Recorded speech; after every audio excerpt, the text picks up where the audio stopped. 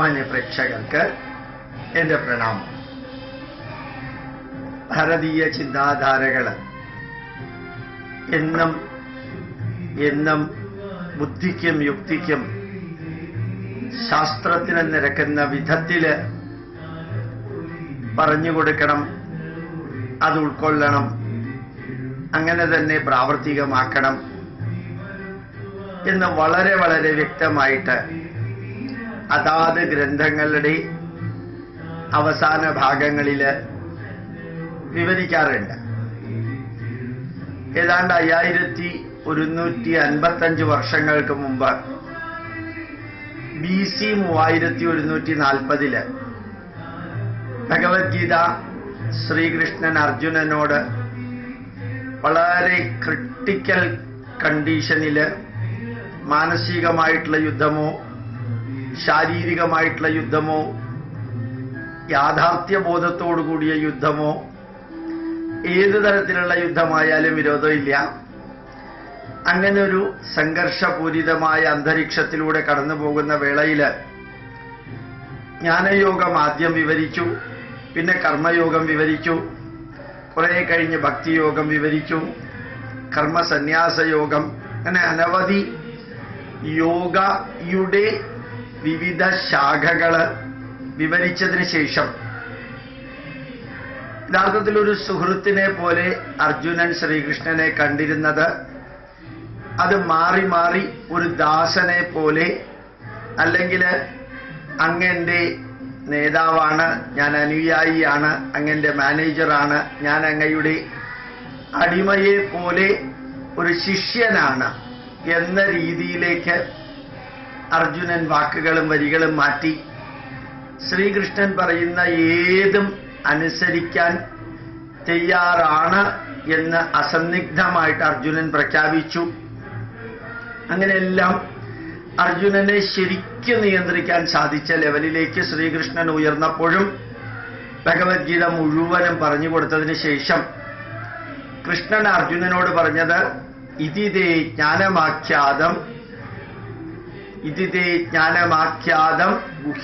ഗുഹ്യതരം മയാ വിമൃശ്യേതദശേഷേണ യജേത്തസി തഥാ കുരു. അല്ലയോ അർജുന, നീ എൻ്റെ സുഹൃത്താണ്, നീ എൻ്റെ ഭക്തരാണ്, നമ്മള് ബന്ധുക്കളാണ്, ഇതെല്ലാം അവിടെ ഇരിക്കട്ടെ.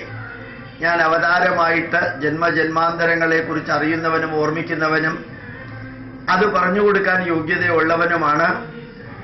എന്ത് ഞാൻ പറഞ്ഞു കൊടുക്കുന്നോ അത് ജീവിതത്തിൽ പകർത്തുന്ന വ്യക്തിയാണ്. അവതാരത്തിന്റെ പരമകാഷ്ഠയിൽ പൂർണ്ണാവതാരമായിട്ട് ജീവിതത്തിന്റെ എല്ലാ വശങ്ങളും സ്പർശിച്ച വ്യക്തി എന്നുള്ള നിലയിലും നീ എന്നോട് പറയുകയുണ്ടായി, സ്ഥിതോസ്മി ഗതസന്ദേഹ കരിഷ്യേ വചനം തവ. ഞാൻ എന്തെല്ലാമാണോ ഈ സംഘർഷപൂരിതമായ അവസ്ഥയിൽ നിന്നോട് പറഞ്ഞു തന്നത് അതെല്ലാം നീ ജീവിതത്തിൽ പകർത്തുമെന്ന് അസന്നിഗ്ധമായിട്ട് പ്രഖ്യാപിക്കുകയും ചെയ്തു. അതൊക്കെ അവിടെ ഇരിക്കട്ടെ.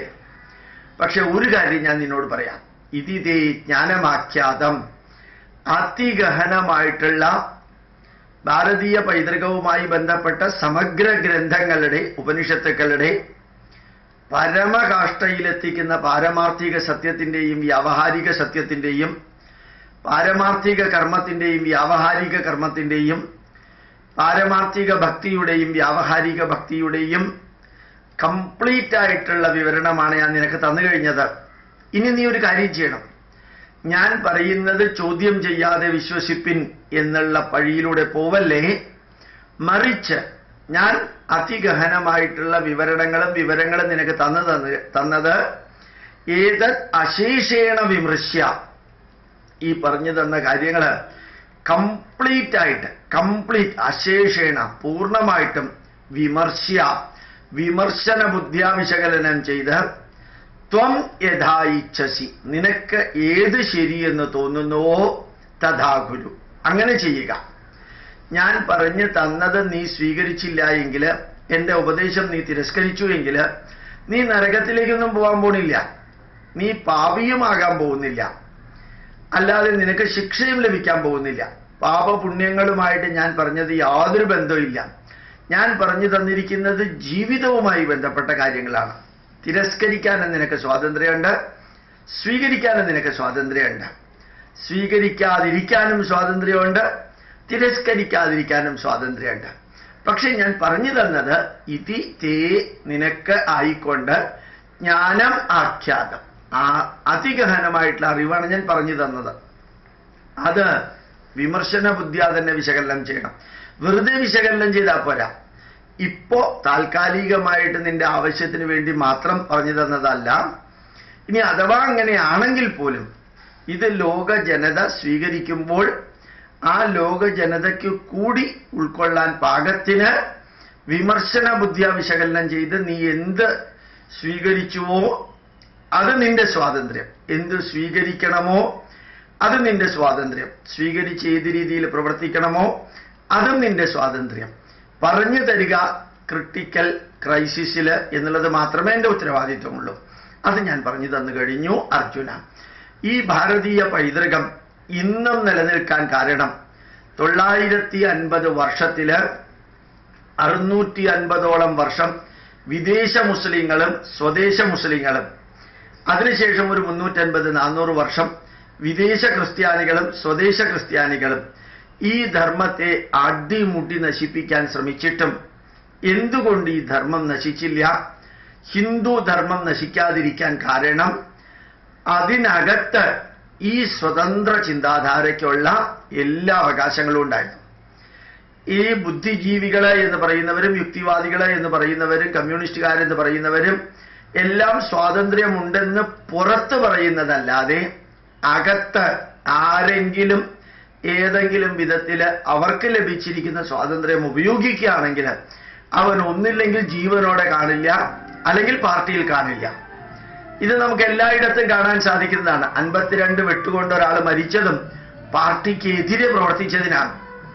പക്ഷെ ഇവിടെ ഒരു 10,000 വർഷത്തെ പൈതൃകമുള്ള ഒരു സംസ്കാരം 62 വർഷങ്ങൾ കൊണ്ട് ആഫ്രിക്കൻ കോണ്ടിനെന്റിലുള്ള അവിടത്തെ സംസ്കാരം നിലനിർത്തുന്ന ജനങ്ങളെ ഇംഗ്ലീഷുകാർക്ക് ഉന്മൂലനം ചെയ്യാൻ സാധിച്ചു. ആഫ്രിക്കൻ കോണ്ടിനെന്റിലുള്ള ജനങ്ങളെ ഉന്മൂലനം ചെയ്യാൻ സാധിച്ചത് ഇംഗ്ലീഷുകാര് ക്രിസ്തു മതം അടിച്ചേൽപ്പിച്ചത് കൊണ്ടാണ്. അടിച്ചേൽപ്പിച്ചിട്ടാണ് ആഫ്രിക്കൻ കോണ്ടിനെന്റിലുള്ള ജനതകളെ മുഴുവനും ക്രിസ്ത്യാനികളാക്കിയത്. പക്ഷെ ഭാരതത്തില് എത്ര അടിച്ചേൽപ്പിക്കാൻ ശ്രമിച്ചിട്ടും കാലാപാനി പോലെയുള്ള ആൻഡമാൻ ഐലൻഡിലെ നരകയാതന അനുഭവിപ്പിച്ചിട്ടും ഭാരതത്തിലെ 2% ജനങ്ങളെയേ ക്രിസ്ത്യാനികളാക്കാൻ സാധിച്ചുള്ളൂ. ആ ഇംഗ്ലീഷുകാരുടെയും ഫ്രഞ്ചുകാരുടെയും പോർച്ചുഗീസുകാരുടെയും ഡച്ചുകാരുടെയും പള്ളി സംസ്കാരം ഭാരതത്തിന് കൊടുത്തിട്ടാണ് അവർ പോയത്. അവരുടെ പള്ളികളും അവരുടെ സെമിത്തേരികളും അവരുടെ വിദ്യാലയങ്ങളും അവരുടെ സ്ഥാപനങ്ങളും ഇവിടുത്തെ ക്രിസ്ത്യാനികൾക്ക് കൊടുത്തിട്ട് പോയിട്ടും സർവ്വവിധത്തിലുള്ള ഫൗണ്ടേഷൻ വിദേശ ക്രിസ്ത്യാനികളെ സ്വദേശ ക്രിസ്ത്യാനികൾക്ക് വേണ്ടി ഉണ്ടാക്കി കൊടുത്തിട്ടും ഇപ്പോഴും ആ ക്രിസ്തു മതത്തിന് അതേപോലെ നിലനിൽക്കാൻ സാധിക്കണില്ല. ഭാരതീയ പൈതൃകത്തിന്റെ പലതും എടുത്തു വേണ്ടി വന്നു നിലനിൽക്കാൻ. ക്രിസ്തുവിനെ വേദത്തിൽ പറയുന്നുണ്ട്, ഉപനിഷത്തിൽ പറയുന്നുണ്ട്, ഭവിഷ്യപുരാണത്തിൽ പറയുന്നുണ്ട്. ഭാരതത്തിലെ ഹൈന്ദവ കൊടിമരം സ്വീകരിക്കണം, കാവ്യവസ്ത്രം സ്വീകരിക്കണം. ഇത് സ്വീകരിച്ചില്ലെങ്കിൽ ഈ 2000 വർഷം മാത്രം പ്രായമുള്ള ഏതാണ്ട് 250 വർഷത്തെ പൈതൃകം മാത്രം ഭാരതത്തിൽ നിലനിൽക്കുന്ന ആ ക്രിസ്തു മതത്തിന് നിലനിൽക്കാൻ പറ്റാതെ വരുന്നു എന്നുള്ളതിന് കാരണം ചോദ്യം ചെയ്യാതെ വിശ്വസിപ്പിൻ. ഒരു പുസ്തകമേ ഉള്ളൂ. അതിലൊരു വരി ചേർക്കാനോ അതിൽ നിന്നൊരു വരി മാറ്റാനോ പെർമിഷൻ ഇല്ല. അതിനെ വേറെ ഏതെങ്കിലും രീതിയിൽ ഒരു പുസ്തകവും കൂടി ഉണ്ടാക്കാൻ സാധിക്കില്ല. അപ്പോ ഒരു ദൈവം, ഒരു പുസ്തകം, ഒരു വഴി, ഒരു കുരിശ്, ഒരു യഹോവ, മറ്റൊരാൾ ഉണ്ടാവാൻ പാടില്ല. ഞാനല്ലാതെ മറ്റൊരു ദൈവത്തെ, ഞാൻ പറയുന്നതല്ലാതെ മറ്റൊരു വീക്ഷണത്തെ, എന്റെ വഴിയല്ലാതെ മറ്റൊരു വഴിയെ നീ സ്വീകരിക്കരുത് എന്ന് പറഞ്ഞതിന്റെ പരിണത ഫലമാണ് പലപ്പോഴും അത് വളരാതിരിക്കുന്നതും, അല്ലെങ്കിൽ തീവ്രവാദം അതുപോലെയുള്ള മതങ്ങളിൽ വളരുന്നതും ഇവിടെ അത് വളരാത്തതും അതുകൊണ്ടാണ്.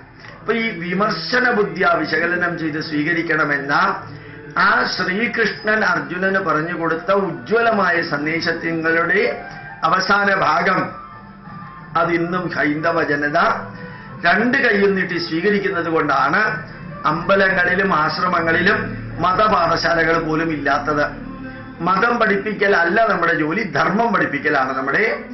അത് മാതാപിതാക്കളിൽ നിന്ന് തലമുറകളിൽ നിന്ന് തലമുറകളിലേക്ക് ആചാരങ്ങളിലൂടെയും അനുഷ്ഠാനങ്ങളിലൂടെയും വിചാരങ്ങളിലൂടെയും വിശ്വാസങ്ങളിലൂടെയും സങ്കല്പങ്ങളിലൂടെയും വരേണ്ടത് കൂടിയാണ്. അതിൻ്റെ അർത്ഥം ക്ഷേത്രങ്ങളിലും ആശ്രമങ്ങളിലും പഠനം വേണ്ടെന്നല്ല, അതും വേണം. അതൊരു അന്ധമായ പഠനമായിരുന്നില്ല, ആവുകയുമില്ല, ആക്കാനോട്ട് ശ്രമിക്കുകയും ചെയ്യരുത്. വിമർശന ബുദ്ധിയ വിശകലനം ചെയ്യാനുള്ള ഒരു വീക്ഷണം ശ്രീകൃഷ്ണൻ അർജുനന് കൊടുത്തു.